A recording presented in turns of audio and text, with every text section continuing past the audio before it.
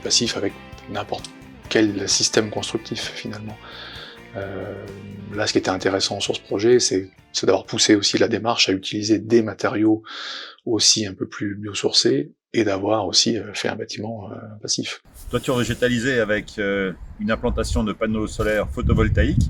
Les panneaux là sous la neige produisent de l'électricité d'origine solaire. Dans le fond, des panneaux solaires thermiques pour la production d'eau chaude sanitaire. Les 3/4 de notre eau chaude sanitaire est produite à partir de ces panneaux solaires. Oui, le jardin, c'était très important pour nous de pouvoir avoir un jardin qui soit vivant, qui préserve la biodiversité, qui soit un havre de paix pour tout l'environnement. On a privilégié un jardin très sauvage.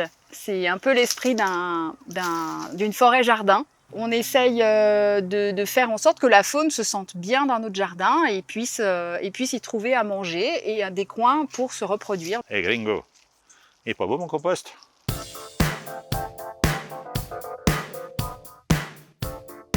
On ne s'occupe que des gens malades. On n'est plus face à un système de santé, si tant est qu'on l'ait jamais été. On est face à un système qui ne fait que gérer de la crise sanitaire. On est face à un système de maladie.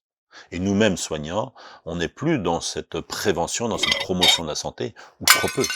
On est vraiment dans le champ du curatif. Alors, je ne dis pas que ça n'a pas d'intérêt, j'ai beaucoup aimé mon métier dans le sens du curatif, mais c'est quelque chose qui ne nous amène pas à réfléchir sur l'origine des maladies et ce qu'on pourrait faire pour éviter qu'elles apparaissent. Notre maison est plus chère, nous payons moins cher.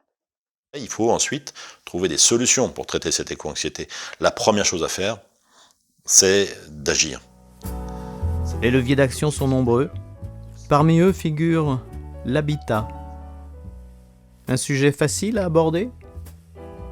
C'est très simple en fait. J'ai fait un schéma qui résume, qui explique ça très très bien.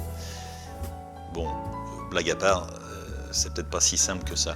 En fait, tout est en lien.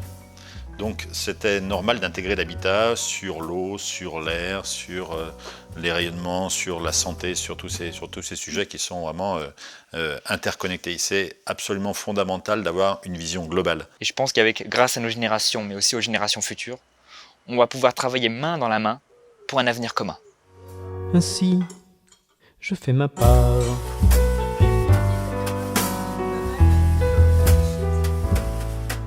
Est-ce que je fais ma part? Il faut que je réponde. Et si chacun fait sa part?